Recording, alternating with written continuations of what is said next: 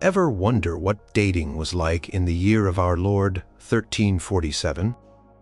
Do you believe your modern charms would cut it when people believed in humors and dragons, and a bath was a once-a-year luxury? Brace yourself. Number 1. Your eyes shine brighter than my lord's jeweled goblet. Tavern of the Crooked Flagon reeked of spilled ale, unwashed bodies, and the distant, cloying scent of a pigsty. It was a place where stories were spun as readily as wool, and where fortunes both good and ill were often made or broken over a single game of knucklebones. The flickering rushlights cast long dancing shadows that made the rough-hewn wooden walls seem to writhe, and the air was thick with the murmur of conversations, punctuated by raucous laughter and the occasional clang of a dropped pewter tankard. In a dim corner near a sputtering hearth that did little to ward off the chill dampness of the early autumn night, sat a young woman named Elara. Her hands, calloused from years of churning butter and scrubbing pots at the local manor, held a half-eaten trencher of stewed turnips and tough mutton. Her gown, a simple, undyed wool tunic, was practical but unremarkable, displaying the worn patches that spoke of a life of constant labor. Elara was not considered a beauty by the standards of the day, though her clear, unblemished skin and strong, sturdy frame were certainly assets in a time when robust health was a rare and treasured commodity. Her teeth, unlike many her age, were mostly intact, a testament to a diet less reliant on honeyed sweets. Across the room, a young man named Thomas, a journeyman, cooper by trade, had been observing her for some time. Thomas, full of a fleeting courage emboldened by several draughts of weak cider, decided to make his move. He saw Elara's eyes catch the faint glimmer of the firelight, and a spark ignited within him, a misguided notion that this was his moment to impress. He straightened his simple tunic, which bore the faint but persistent aroma of sawdust and sweat, and ran a hand through his coarse, unwashed hair. His breath, unfortunately, carried the pungent legacy of his last meal, a hearty stew of onions and stale bread. He approached Elara's table, his wooden clogs thudding softly on the packed earth floor. His heart thumped a nervous rhythm against his ribs. He had heard tales of grand nights and their flowery words, though Thomas himself had never seen such a night, nor heard their poetic pronouncements. Cleared his throat, a sound that emerged more as a croak than a confident declaration. Elara looked up, her gaze steady and frankly tired. She had spent the entire day hauling water from the village well, and her shoulders ached. She was accustomed to the coarse flirtations of the local men, usually delivered with a clumsy punch to the arm or a leering compliment about her strong calves.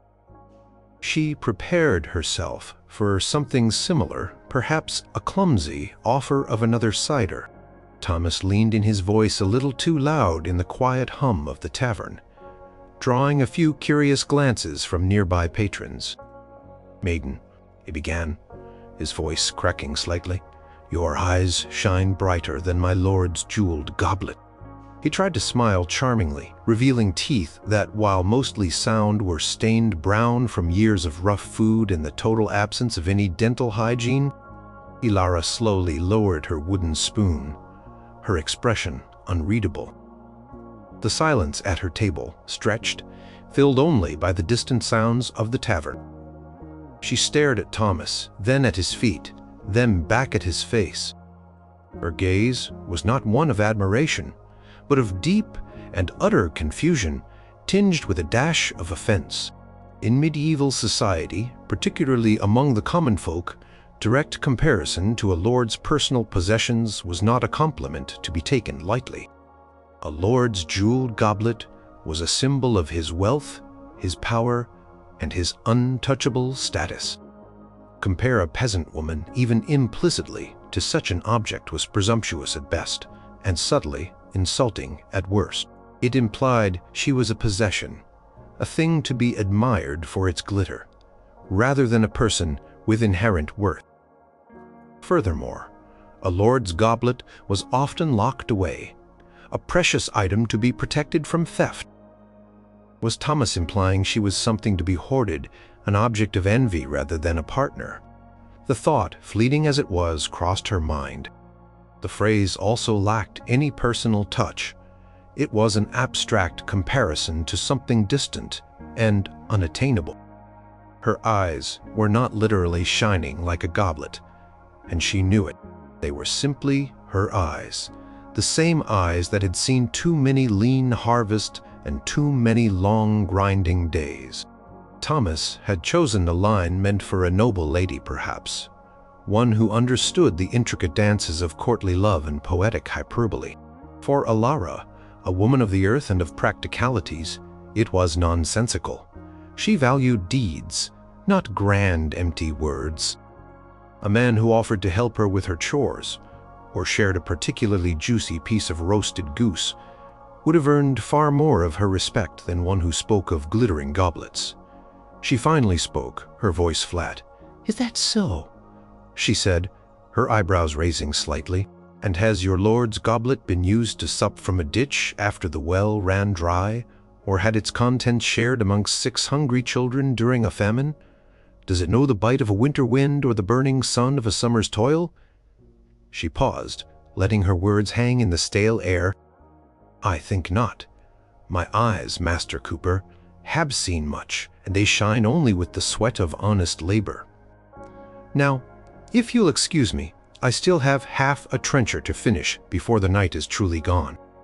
She turned her back to him, resuming her meal with a deliberate, audible scrape of her spoon against the wooden plate. Thomas stood there, momentarily stunned, feeling the weight of her practical rejection.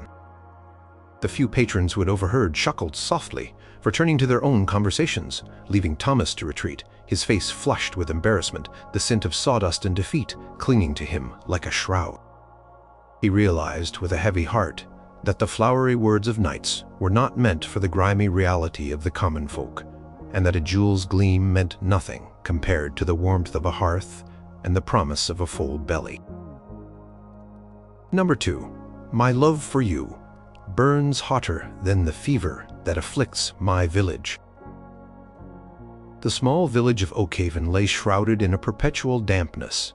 Its thatched roofs sagged under the weight of recent rains, and the air was thick with the earthy scent of mud and decay. Persistent cough echoed from several cottages, a chilling counterpoint to the distant bleating of sheep.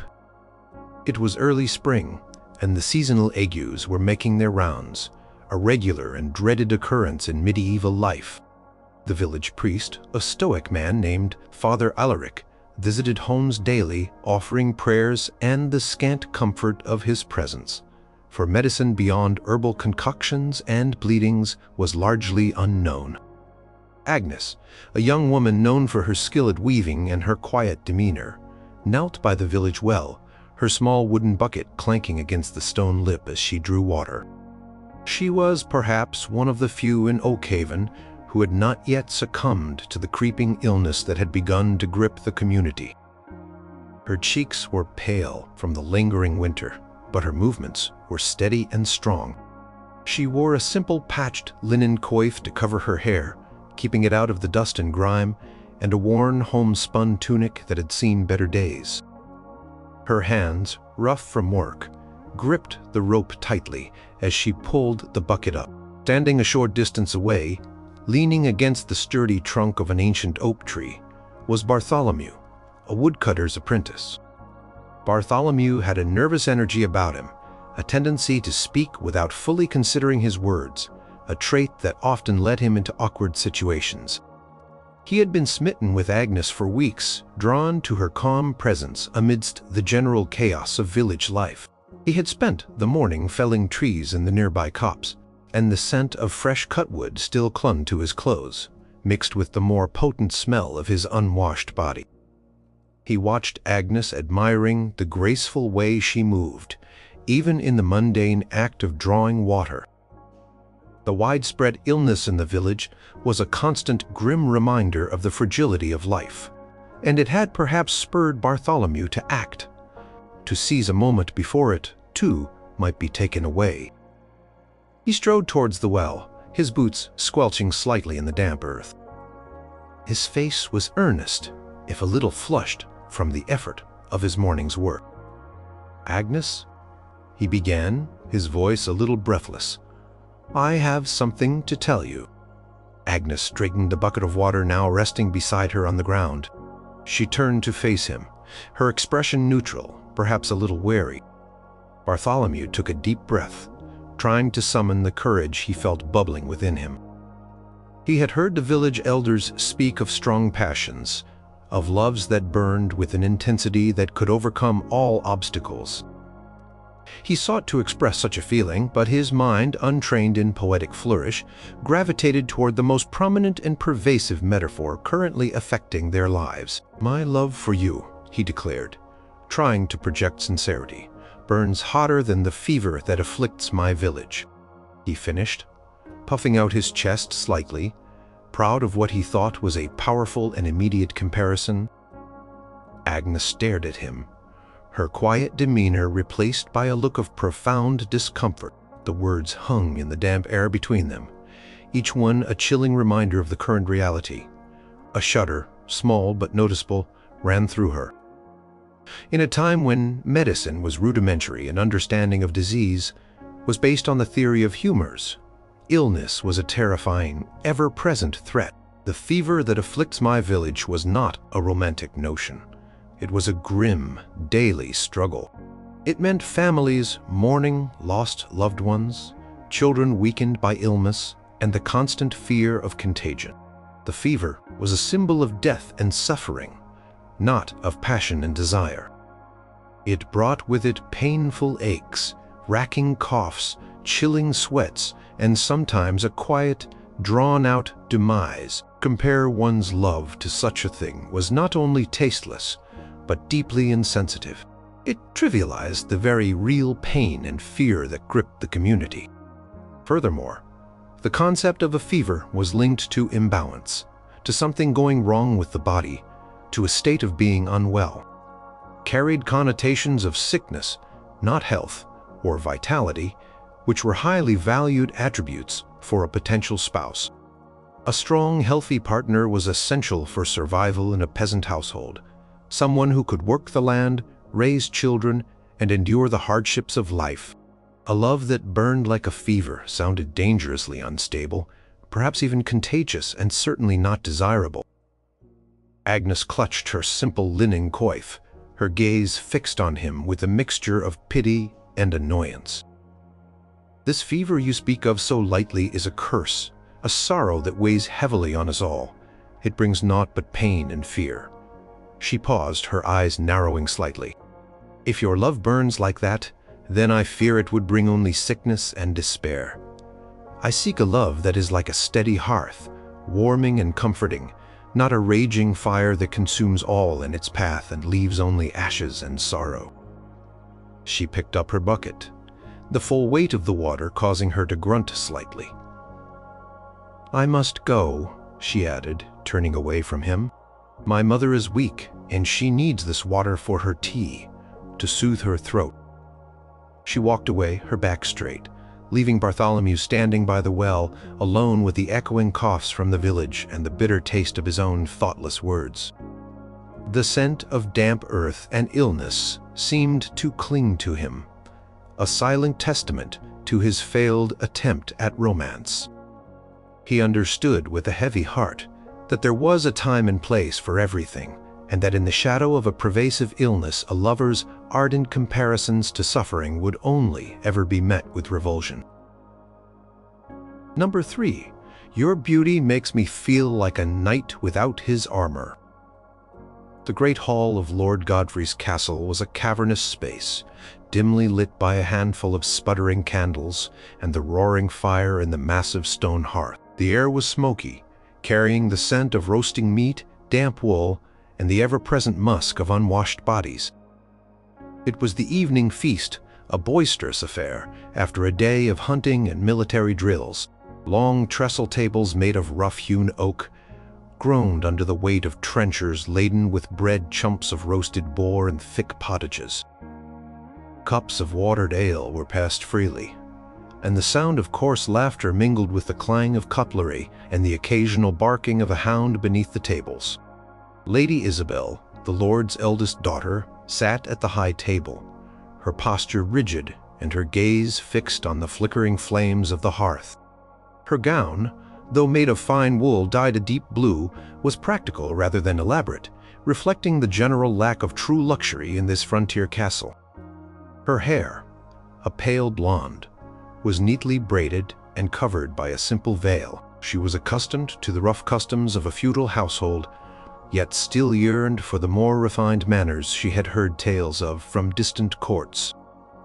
She was not beautiful in the conventional sense, her features sharp and her jawline firm, but her intelligence and directness were undeniable, a trait often overlooked in a society that valued demureness above all else in women. Sir Alaric, a young knight, recently arrived at the castle, had been observing Lady Isabel throughout the feast. He was new to Lord Godfrey's service, eager to prove his worth and perhaps, if fate allowed, to secure a favorable marriage. He was a man of some ambition but little social grace. His armor, which he had polished rigorously earlier in the day, hung in his small chamber, a testament to his profession. He had heard tales of courtly love of knights, declaring their adoration for their ladies, and he wished to emulate such grand gestures, even if he did not fully grasp their nuances. Having consumed a generous portion of ale and a few too many chunks of greasy boar, Alaric felt a surge of misplaced confidence. He rose from his seat at a lower table, knocking over a half-empty cup of ale with a clumsy gesture, and made his way towards the high table. His heavy boots clumped loudly on the stone floor, drawing a few annoyed glances. He reached the table where Lady Isabel sat, clearing his throat loudly. "My Lady Isabel," he proclaimed, his voice slightly slurred, but attempting a tone of grave seriousness. "Your beauty makes me feel like a knight without his armor." He bowed clumsily, his hand resting on the hilt of his sheathed sword, a gesture he had seen in some illustrated manuscript of chivalric tales. He expected perhaps a blush, a modest lowering of her gaze, or even a soft gasp of admiration. Instead, Lady Isabel slowly turned her head, her gaze piercing. Her face, usually composed, now showed a flicker of something akin to alarm, mixed with a chilling disdain. For a knight, his armor was not merely clothing. It was his very identity, his protection, his status, and his worth. To be a knight without armor was to be vulnerable, exposed, useless in battle, and utterly shamed. It meant he was either unprepared for combat, disgraced, or worse, disarmed and captured. It implied weakness, a complete lack of readiness, and professional incompetence. In a medieval world where physical safety was paramount and where a knight's primary duty was to protect his lord and his lands, suggesting a state of unreadiness or defenselessness was a catastrophic misstep. It was not romantic, it was deeply concerning. A knight without his armor could not fight, could not defend, and could not fulfill his oaths. He would be a liability, a burden, a man stripped of his very purpose. The idea that her beauty could reduce him to such a state was not a compliment. It was an accusation of rendering him weak and incapable. Women in medieval society, particularly noble women, sought strong protectors, capable men who could provide security and stability, not those who dissolved into helplessness in their presence. Isabel's lips thinned into a pale line. "Sir Alaric," she said, her voice clear and precise, cutting through the murmurs of the hall like a sharpened dagger. "Is that so? A knight without his armor is a broken shield, a useless sword, a man ripe for capture or a swift death upon the battlefield. He is a liability, a burden to his lord and a shame to his house." Her eyes, cold and assessing, swept over him. "Do you mean to tell me that my presence renders you incapable of your duties? That you would face a raiding party, or a brigand, or even a robe boar, stripped of your protection and prepared for naught but defeat?" She paused, allowing her words to sink in the entire high table, now silent, listening intently. "If your love for me would leave you thus exposed, then I would rather you kept your distance, Sir Knight. I have no need of a man who cannot stand strong and protected, least of all by his own choosing. Now return to your place. Your ale awaits." Alaric, thoroughly chastened, felt the color drain from his face. The laughter from the lower tables had ceased, replaced by a tense silence. He stammered, trying to formulate a reply, but no words came. He had meant it as a declaration of overwhelming awe, but had instead conveyed a profound statement of his own professional failure. He turned and retreated, his head bowed low, feeling the collective gaze of the hall upon his back. The feast continued, but the mood had shifted, a subtle layer of discomfort now mixed with the earlier revelry. Sir Alaric had learned, to his deep embarrassment, that in the grim realities of medieval life, metaphor required precision, and chivalry was best applied with a strong dose of common sense, especially when speaking to a woman who understood the true meaning of a knight's role. His poetic misfire had cost him not only a potential romantic interest, but also a significant chunk of his newly acquired reputation. Number 4. You are so beautiful. You must be worth at least 10 good swine. The bustling market square of the town of Barnaby was a cacophony of sounds and smells. The air was thick with the scent of fresh dung, unwashed wool, roasting chestnuts, and the pungent aroma of drying fish from the nearby coast. Merchants shouted their wares, chickens clucked in wooden crates, and the rhythmic clang of a blacksmith's hammer provided a distant, steady beat. It was market day, and the square teemed with peasants, craftsmen, and the occasional well-dressed merchant, all bartering, haggling, and gossiping. Elsbeth, a sturdy young woman with hands capable of milking a stubborn cow or spinning the finest thread, stood by her family's stall, hawking eggs and a small basket of fresh dug-root vegetables. Her face was smudged with dirt from the road, and her simple homespun tunic was practical, showing the wear and tear of daily chores. Her hair, a practical brown, was tied back in a knot, tucked beneath a simple coif to keep it out of the way. She was focused on her task, her sharp eyes scanning the crowd for potential customers, her mind calculating prices and exchanges. A young farmer named Wulfric, who had just managed to sell a lean piglet for a decent price, felt emboldened by the jingle of a few silver pence in his purse. He had seen Elsbeth many times at the market, and her industrious nature and robust health had caught his eye. Wulfric was not known for his subtlety. He was a practical man, more at home with the soil and livestock than with flowery words or elaborate social dances. His clothes were stained with mud, and the lingering odor of his piglet clung to him. He approached Elspeth's stall, a determined look on his face. He knew that for a peasant family, wealth was measured in tangible assets: a good harvest, healthy livestock, a sturdy cottage. He wanted to convey the immense value he placed on Elspeth, and his mind, fixed on agricultural terms, settled on what he considered a grand compliment. He stopped before her, his breath a little ragged from navigating the crowded market. "Elspeth," he began, his voice a little too loud, drawing the attention of a nearby woman haggling over a chicken. "You are so beautiful. You must be worth at least 10 good swine." He beamed, expecting a blush, perhaps a shy smile, or even a grateful acknowledgement of such a high value. To Wulfric, 10 good swine represented a significant portion of a peasant's wealth, a solid dowry, a promise of prosperity. He thought he was expressing immense admiration. Elspeth's eyes, usually so bright and focused, widened slowly. Her jaw, usually set in determination, dropped slightly. She stared at Wulfric, not with flattery, but with utter bewilderment, rapidly giving way to a mixture of offense and incredulity. The market chatter seemed to die down around them, though in reality, it was just her perception, as her world momentarily narrowed to this foolish man. In medieval society, people were not worth sums of livestock. Livestock was property, a means of subsistence, a source of income. To compare a human being, especially a woman, to a collection of animals was dehumanizing in the extreme. It suggested she was a commodity, a piece of property to be traded or owned, something to be assessed purely for its economic value, rather than a person with thoughts, feelings, and a soul. Furthermore, pigs, while valuable, were considered unclean animals.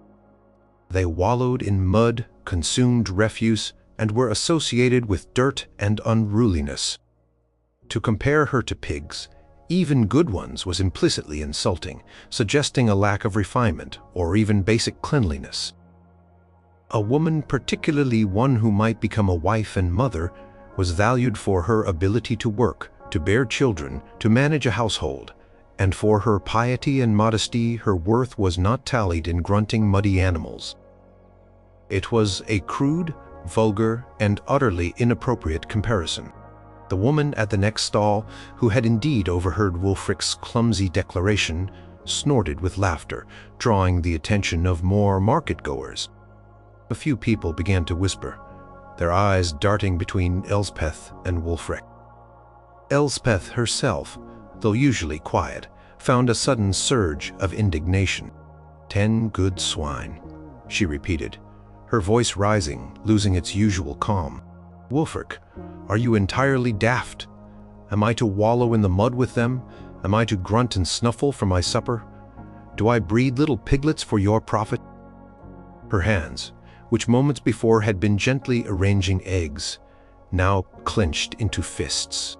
My worth is not in my flesh to be eaten, nor in my fat to be rendered for candles. My worth is in my honest labor, in my skill with the spindle, in my deblessed soul God saw fit to grant me. She pointed a trembling finger at the door of a nearby butcher's shop. Perhaps you should go there, Wulfric, and count the worth of their latest slaughter. You would find it more to your taste and the company of decent folk. Wulfric stammered, his face turning a deep crimson. He had intended a compliment of the highest order, but instead he had profoundly offended her. He looked around, seeing the amusement and pity in the eyes of the other market-goers. He had mistaken material value for personal worth, and his rural bluntness had backfired spectacularly. He mumbled an incoherent apology, backing away slowly, tripping over a basket of apples as he fled, leaving Elspeth fuming at her stall, the scent of pigs seeming to cling to the air around her for far too long. He had learned a hard lesson. Even in a pragmatic world, some things were beyond a mere monetary or livestock valuation. Number 5. Have you been touched by St. Vitus? 'Cause my heart is dancing for you. The village churchyard was a solemn place, its ancient yew trees casting long, mournful shadows over the uneven gravestones. The air was cool and crisp, carrying the faint scent of damp earth and wood smoke from nearby cottages. A small gathering had assembled for Sunday Mass, the villagers dressed in their best, albeit still humble, garments. Children, scrubbed clean for the occasion, squirmed restlessly beside their parents, eager for the sermon to end so they could return to their games. Among the faithful was Agnes, a young woman known for her piety and gentle nature. She knelt on the cold stone floor, her head bowed in prayer, her hands clasped tightly before her. Her plain linen veil covered her hair, and her gown, though patched, was meticulously clean. She was a devout woman, finding comfort and guidance in the teachings of the Church, which permeated every aspect of medieval life. Across the aisle, observing Agnes with an intensity that bordered on obsessive, was a young tailor named Cuthbert. Cuthbert fancied himself a man of wit, though his humor often missed its mark. He was well-meaning, but lacked a certain sensitivity, especially when it came to the more somber aspects of life and faith.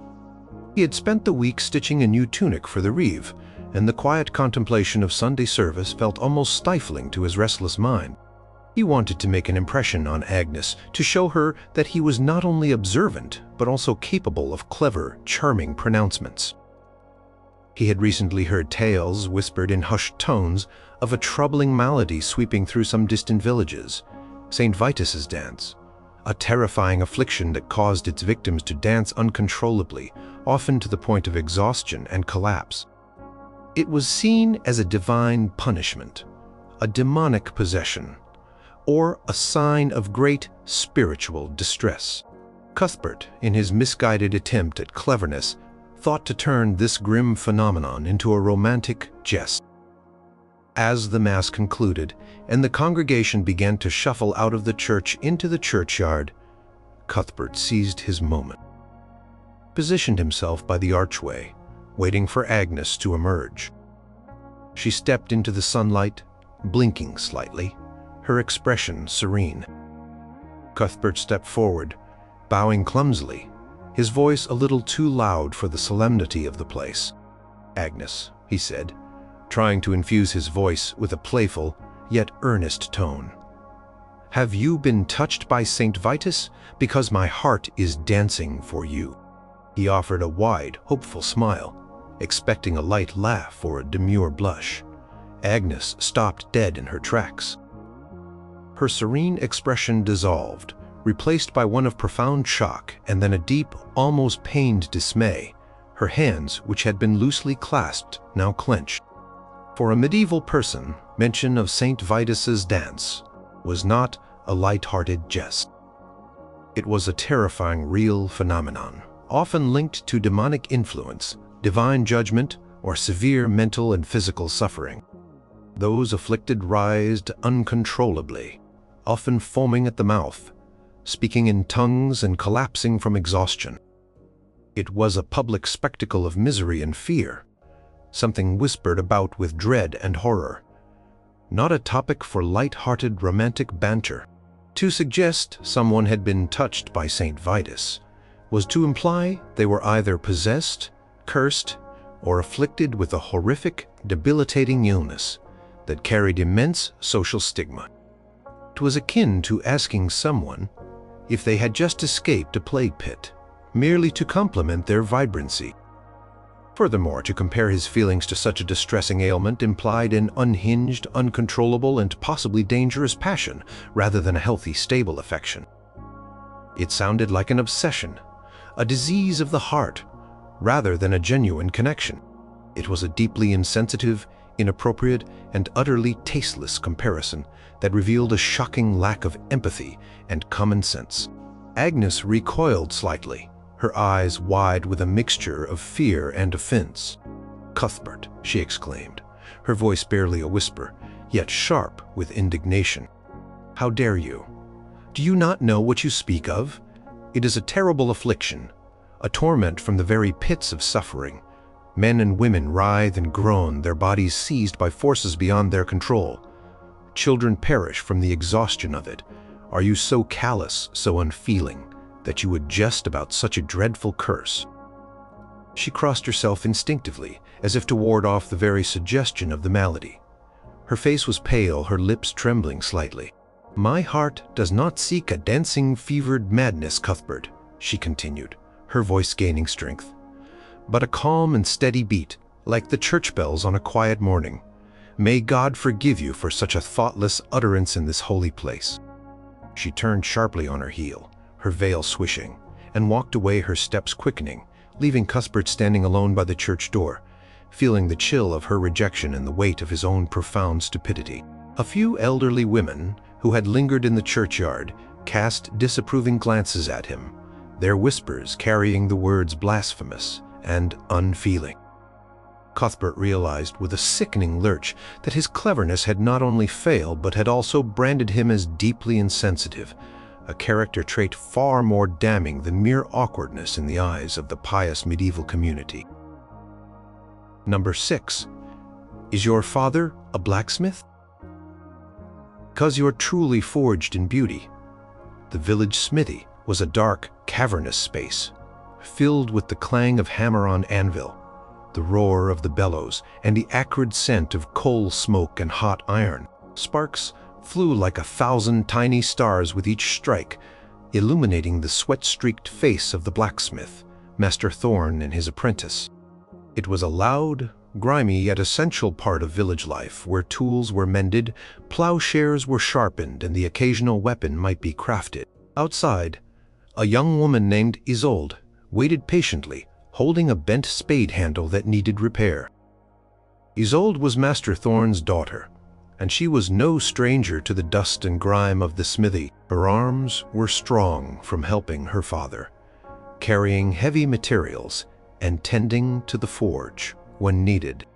Her face, often smudged with soot, was nevertheless framed by striking dark hair, and her eyes held a steady, intelligent gaze. She wore a practical, sturdy smock over her tunic, stained in places with grease and ash. Standing a short distance away, observing Isolde with a mixture of admiration and trepidation, was Barnaby, a young shepherd from a neighboring hamlet. Barnaby was a simple man, more accustomed to the bleating of sheep than the clang of iron. He was not eloquent, but he admired Isolde's strength and the directness of her gaze. He wanted to say something memorable, something that acknowledged her connection to the powerful, essential craft of her father, yet also conveyed his attraction. He thought he had found a clever turn of phrase, one that would show he paid attention to her life and her surroundings. He approached her as she stood by the smithy door, shielding her eyes slightly from the sparks. His rough wool tunic smelled faintly of sheep and damp earth. "Isolde," he began, trying to make his voice heard above the rhythmic clanging from inside. "Is your father a blacksmith? Because you're truly forged in beauty." He delivered the line with a hopeful, slightly nervous grin, expecting her to be charmed by his wit and his nod to her family's trade. He thought it was a powerful image, one of strength and craftsmanship. Isolde turned her head slowly, her expression unreadable at first, then shifting to one of blank astonishment, followed by a flicker of annoyance. In the medieval world, the process of forging metal was one of immense heat, brutal force, and transformation. Iron was hammered, pounded, bent, and reshaped under extreme pressure, often purified in fire and then plunged into cold water. It was a violent, laborious process. To suggest a human being, particularly a woman, was forged was to equate her with a piece of inanimate metal, a raw material subjected to immense pain and pressure to be formed into something useful. It implied a lack of natural grace or inherent beauty, instead suggesting that her attractiveness was a result of a harsh, painful, and forceful process, a manufactured quality rather than a natural one. It was a crude, almost violent metaphor for human beauty. Furthermore, the very idea of being forged for a woman could evoke connotations of being shaped to someone else's will, of having her natural form beaten and twisted into something artificial. It lacked any sense of delicacy, softness, or inherent value. A woman was valued for her gentle nature, her piety, and her ability to nurture, not for her ability to withstand a hammering. Isolde slowly lowered the bent spade handle, resting it against the dusty ground. Her dark eyes, usually bright with the reflected light of the forge, seemed to dim slightly. "Barnaby," she said, her voice flat, "do you know what it means to be forged? It means to be hammered and beaten, to be shaped by fire and force until the very metal screams. It means to be raw and unyielding, subjected to a master's will." She gestured towards the inside of the smithy, where the sounds of metal on metal continued unabated. "Is that truly what you think of when you see a woman? That she has been pounded into shape like a horseshoe, or thrust into a furnace to be made worthy?" She paused, her gaze unwavering. "My beauty, if you wish to call it so, was given to me by God and my parents, not by the blow of a hammer. I am not some tool to be fashioned, nor some raw material to be bent to your will." She picked up the spade handle again, her grip tight.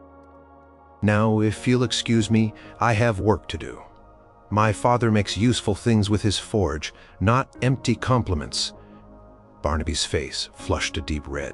He stammered an attempt at an apology, But Isolde had already turned her back, walking into the smithy, the rhythmic clang of the hammer drowning out his futile words. He stood alone in the dust, the acrid smell of burning coal now seeming to mock him. He had intended to compliment her strength, but instead he had equated her with the brutal, unfeeling process of metalwork, proving his own complete lack of understanding of a woman's true worth and dignity in any age, let alone one where such words carried even heavier implications of an object being shaped by brute force. His attempt at flattery had been hammered flat by the very reality he sought to invoke. Number 7, my lady. You are a feast for my eyes, and my stomach too. The manor house of Squire Thorne was a place of relative comfort, though still rustic by later standards. On this particular evening, a rather meager feast was being held to celebrate the squire's eldest son finally learning to write his name, however clumsily. The hall was filled with the squire's retainers, a few favored tenants, and some visiting merchants. The scent of roasted chicken, a rare treat, mingled with the usual smells of damp straw, stale bread, and the lingering odor of the day's activities. Plates were communal trenchers, and hands were the primary eating utensils. Wine, though watered down, flowed more freely than usual. Lady Eleanor, the squire's niece, a young woman of quiet refinement and a delicate constitution, sat at the head table. She was visiting from a more prosperous household and found the rustic conditions challenging, though she tried to be polite. Her gown, of slightly finer wool than the local attire, was still plain by noble standards. She ate sparingly, accustomed to more varied and perhaps cleaner fare. Across the table, a young man named Gareth, a burly yeoman from the squire's lands, had been watching Lady Eleanor with keen interest. Gareth was a man of the earth, direct and unrefined. He valued practicality and sustenance above all else, having experienced his fair share of lean years. He saw Lady Eleanor as a vision of grace and delicate beauty, a stark contrast to the robust peasant women he was accustomed to. He felt a surge of admiration which, coupled with a generous amount of diluted wine, prompted him to express his feeling. He had just finished a large portion of chicken, his fingers still greasy from the effort, and his breath carried the strong scent of garlic and onion. He leaned forward, catching Lady Eleanor's eye. "My lady," he rumbled, his voice a little too loud, "you are a feast for my eyes, and my stomach too." He gave a hearty, rather self-satisfied chuckle, assuming he had delivered a compliment that combined beauty with a practical, hearty appreciation.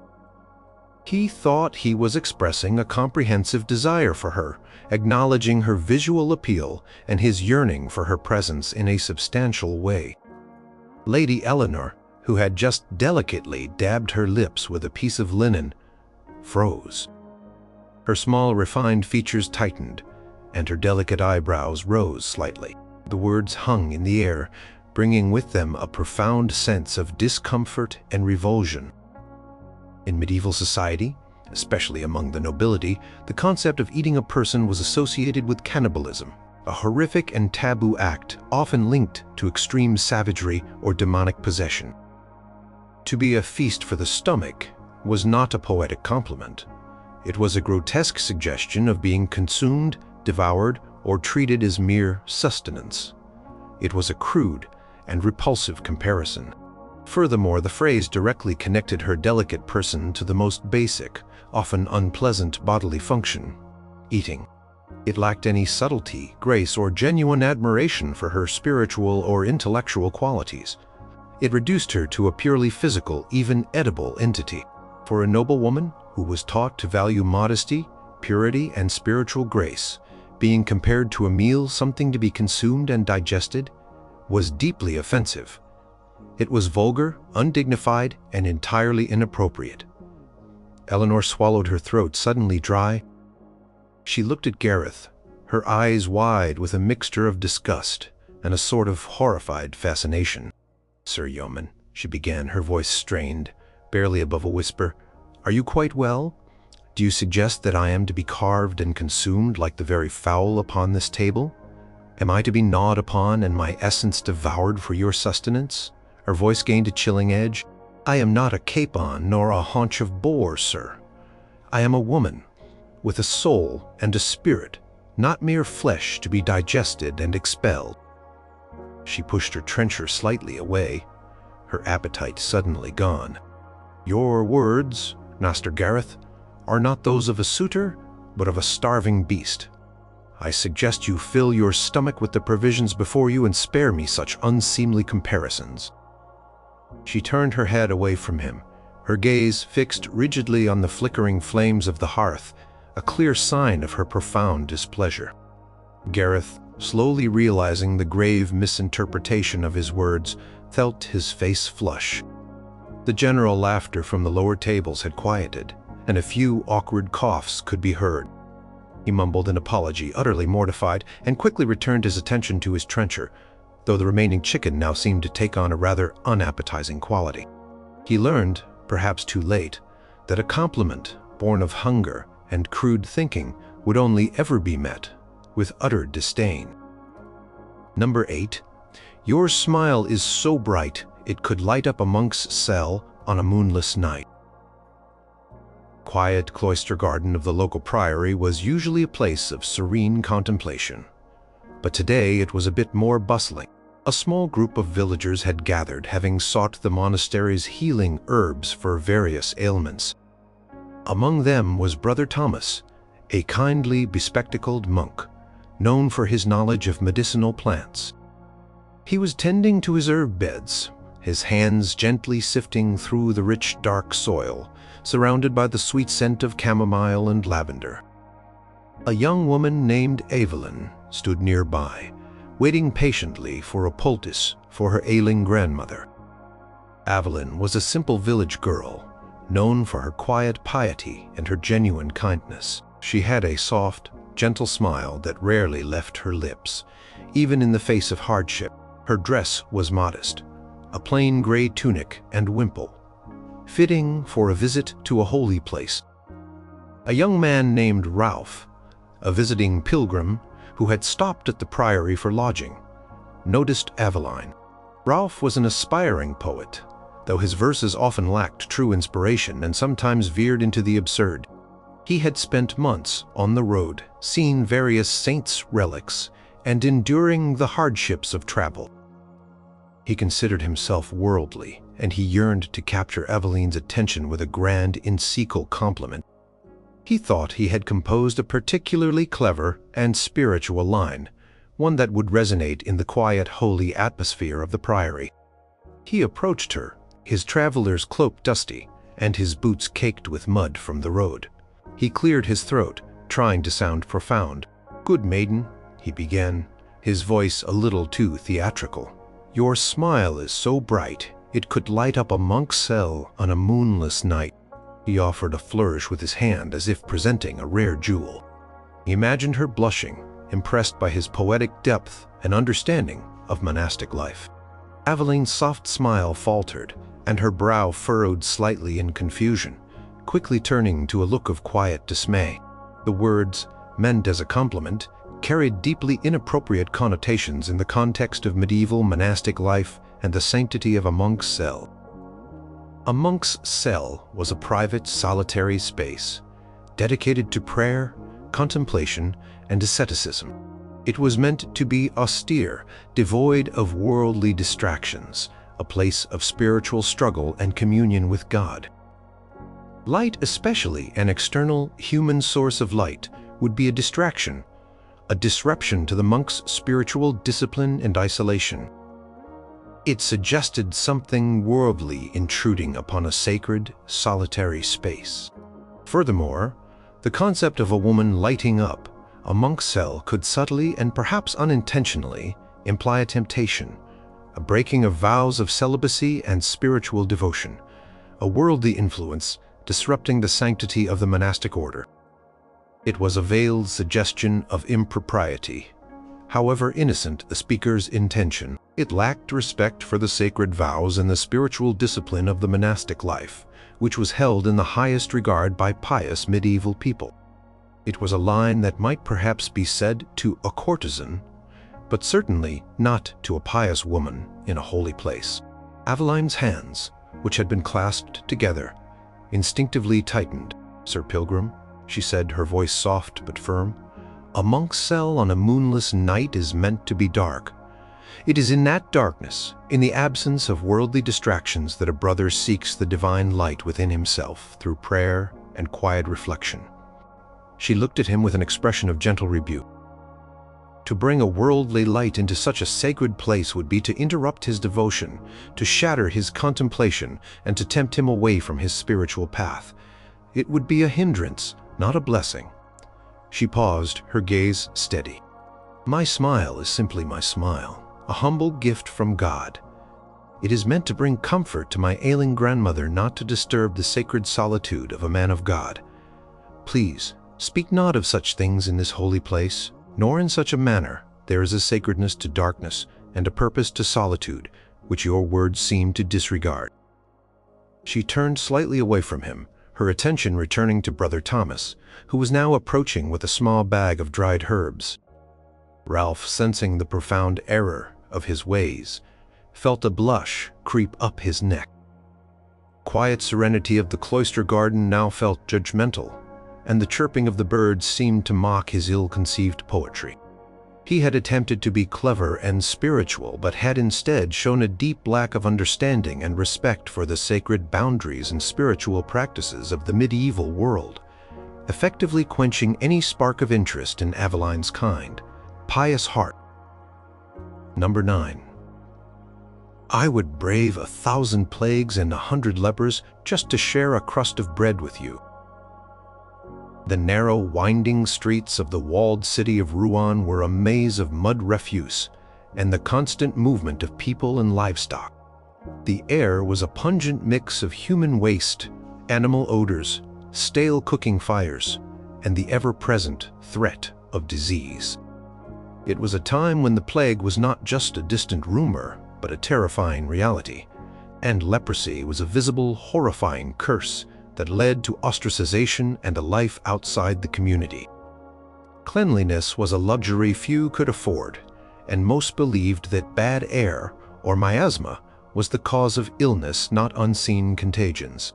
In a small, dimly lit baker's shop, its warmth and the scent of fresh bread, a welcome respite from the outside chill, sat a young woman named Marie. Marie was the baker's daughter, a hard-working girl with flour always dusted on her apron and a weary look in her eyes from the long hours. She was not delicate, but strong and resilient, a necessary trait for survival in the crowded, often unsanitary city. She was breaking her fast with a piece of leftover bread and a small amount of weak cider. A young merchant, a wool trader named Gaspard, who had just delivered a consignment to the baker, decided to seize his opportunity. Gaspard was outwardly confident, but inwardly riddled with anxieties about his health and the many dangers of the road. He had seen the devastation of plague in distant villages, and he lived in constant fear of contracting any of the myriad illnesses that could claim a life with shocking speed. He considered himself a brave and daring man for simply traveling through such dangerous times. He wanted to impress Marie with his courage and his unwavering devotion. He approached her, still carrying the faint smell of sheep's wool. "Marie," he declared, his voice a little strained as if reliving past terrors, "I would brave 1,000 plagues and 100 lepers just to share a crust of bread with you." He tried to look heroic, as though he had just survived such an ordeal. He thought this grand statement of risk and sacrifice would surely win her over. Marie stopped chewing. Crust of bread she had been holding hovered halfway to her mouth. Her eyes, which had been fixed on the piece of bread, now lifted to Gaspard, and they were filled not with admiration, but with a palpable sense of horror and deep offense. In the medieval period, plague and leprosy were not abstract concepts or mere metaphors for danger. They were very real, utterly devastating and highly feared diseases. Plague brought agonizing death, often within days, emptying entire villages and cities. Leprosy meant a slow, visible decay, forcing sufferers into isolated leper colonies, shunned by society, marked by bells to warn of their approach. To invoke these terrifying scourges in a romantic context was deeply disturbing and utterly inappropriate. It trivialized the immense suffering they caused and demonstrated a shocking lack of empathy. Furthermore, to suggest that one would willingly expose themselves to such diseases, even for love, was not brave. It was reckless, foolhardy, and incredibly stupid in a time when self-preservation was paramount. No sane person would willingly risk such things, and no sensible person would admire someone for such a ridiculous boast, especially when the goal was merely a crust of bread, which was hardly a grand prize. It was an insult to the very real and constant fear people lived under, a fear that was particularly acute in the crowded and unsanitary conditions of a medieval city. Marie slowly lowered her bread, her appetite suddenly gone. "Gaspard," she said, her voice low and trembling with contained anger. "Do you know what the plague has done to our city? It took my aunt and her 2 children in a single week. It left a neighbor's house empty and silent, save for the flies and lepers. Poor souls are cast out, ostracized and alone." Her eyes flashed with indignation. To speak of such horrors so lightly, as if they are mere inconveniences to be braved for a trifle, is an insult to the living. And the dead? Do you think I seek a man who flirts with death and disease as if it were a game? I seek a man who values life, who fears sickness, and who would do all in his power to keep himself and his family from such a wretched end. She pushed her remaining bread away. "I have no desire to share a meal with a man who so casually invites pestilence and despair. Get out, Gaspard, get out of my shop and take your morbid boasts with you." She pointed a flour-dusted finger at the door. Gaspard, pale and shaken, mumbled a hasty apology. Stumbling out of the shop, the scent of fear now mixing with the comforting smell of bread, a bitter reminder of his profound miscalculation. He had failed to grasp that for people who truly lived in the shadow of disease, it was never a subject for light-hearted declarations of love. Number 10. Is that a lump of gold in your purse, or are you just pleased to see me? The annual fair in the market town of Kingsbridge was a riot of color, noise, and opportunity. Merchants from far and wide set up their stalls, displaying everything from fine Flemish cloth to sturdy English ale, from exotic spices to basic tools. Minstrels played lively tunes, jugglers entertained the crowds, and the general air was one of fleeting prosperity and excitement. The smells of roasting meat, sweet cakes, and the ever-present aroma of livestock mingled in the air.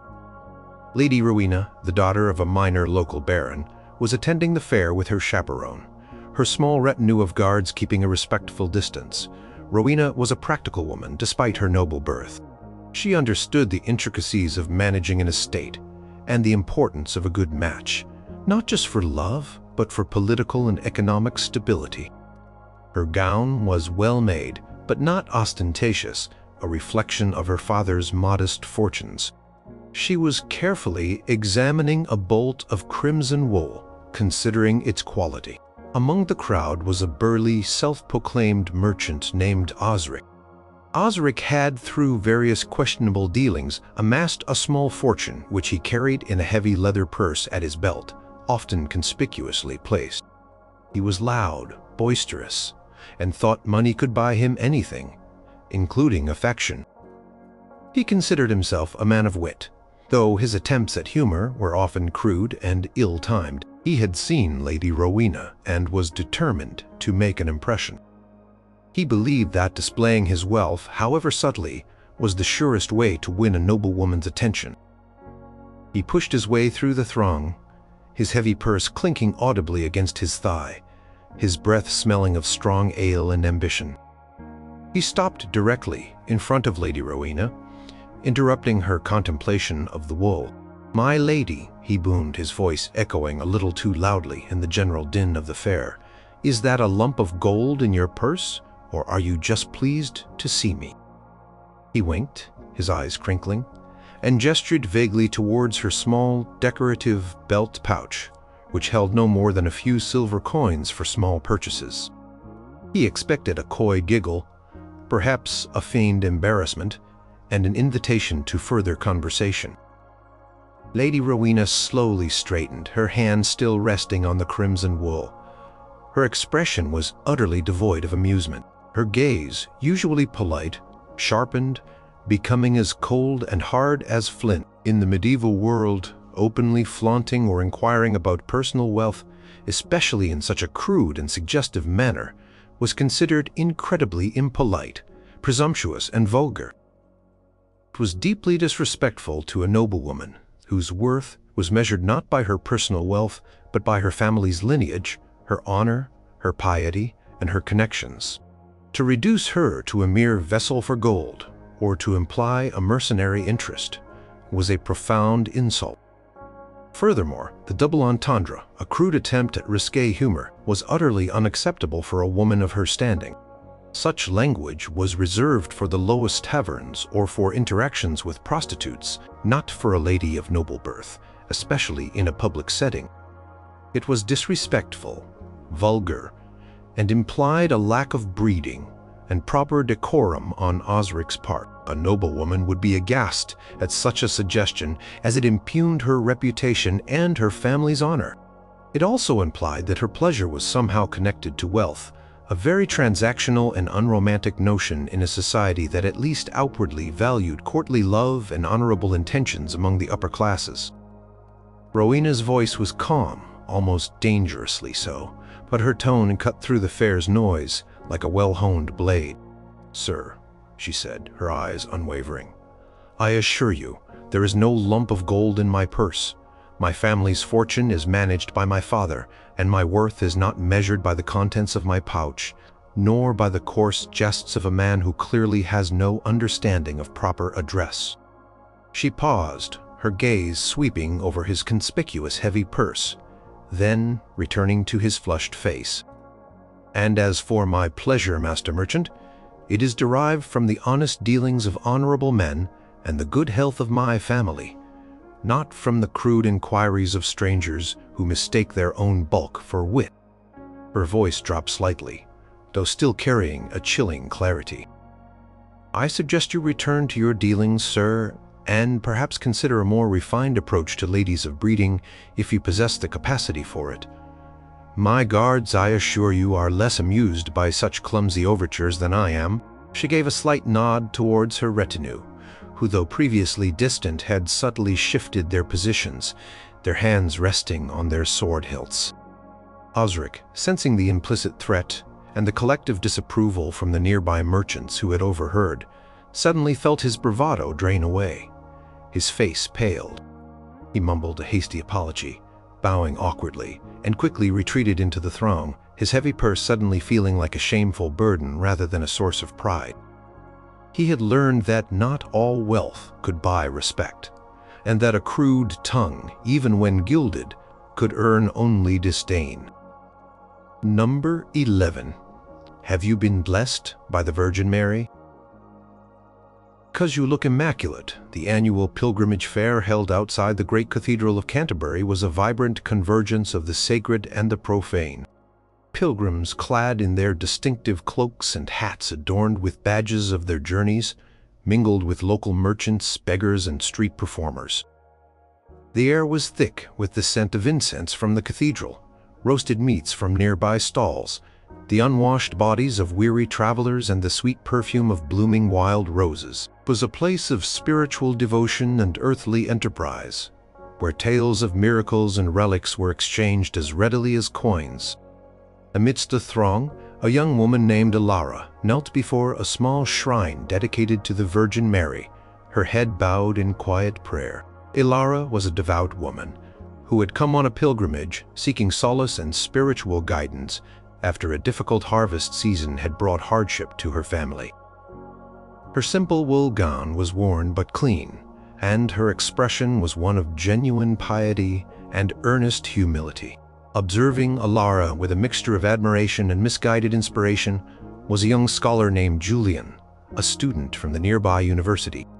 Julian considered himself intellectually superior to the common folk, and he enjoyed demonstrating his mastery of complex vocabulary and rhetorical flourishes. He had spent his days studying theological texts and classical poetry, and he believed he could combine these lofty subjects into a captivating complement. He had heard the term immaculate used in theological contexts, particularly in relation to the Virgin Mary and the Immaculate Conception, and he mistakenly believed it was a universally understood term for supreme purity and beauty. Without considering its profound religious weight, he smoothed his scholarly tunic, still smelling faintly of parchment and old ink, and approached Elara with an air of confident erudition. "Good maiden," he began, his voice clear and resonant, practiced from debating in lecture halls, "have you been blessed by the Virgin Mary because you look immaculate?" He delivered the line with a slight flourish, a self-satisfied smirk playing on his lips, expecting her to be awestruck by his profound and pious compliment. Elara slowly raised her head, her eyes previously focused on the shrine, now fixed on Julian. Her expression, initially one of serene devotion, morphed into a look of profound shock, quickly followed by a flash of anger and then a deep, almost visceral offense. The term immaculate in the medieval context, especially in reference to the Virgin Mary, was loaded with an immense theological significance. The concept of the Immaculate Conception, while not formally defined until much later, was a sacred and complex doctrine, referring to the belief that the Virgin Mary herself was conceived without original sin. To casually apply such a profound, sacred, and unique characteristic of the Mother of God to a mere mortal woman was not only blasphemous but deeply arrogant and disrespectful. It was an impious presumption that bordered on sacrilege. It elevated a human to a divine, unattainable state, implying an equality with the Virgin Mary that was utterly abhorrent to medieval Christian belief. For a pious person who revered the Virgin Mary as the purest and most holy of all women, such a comparison was not a compliment. It was an insult to their faith, a casual denigration of the sacred. It suggested a lack of understanding of fundamental theological concepts and a profound disrespect for religious boundaries. Elara slowly rose from her kneeling position, her movements stiff with indignation. "It is a mystery of faith, a sacred truth, not a common compliment to be bandied about in a public square." She pointed a trembling finger towards the shrine, her gaze intense. "Are you so prideful, so blind in your learning, that you would liken a humble sinner like myself to the very vessel of God's perfect purity? To speak such words here, at this holy shrine, is an affront to God and to His most holy Mother." Her voice rose, attracting the attention of a nearby priest who had been overseeing the shrine. "I am a creature of sin, like all mortals, and I come to this shrine to pray for forgiveness and grace, not to be elevated to a blasphemous status by a foolish tongue." She turned her back on Julian, crossing herself vehemently, and quickly walked away, disappearing into the crowd, leaving Julian standing alone, reeling from the force of her pious rejection. The priest, a stern-faced man, approached Julian, his brow furrowed with disapproval. Julian mumbled an apology, feeling the weight of his intellectual arrogance and the profound spiritual misstep he had committed. He had sought to demonstrate his wit, but had instead proved himself a clumsy and impious fool, utterly failing to grasp that in the medieval world, some things were simply too sacred for casual flirtation.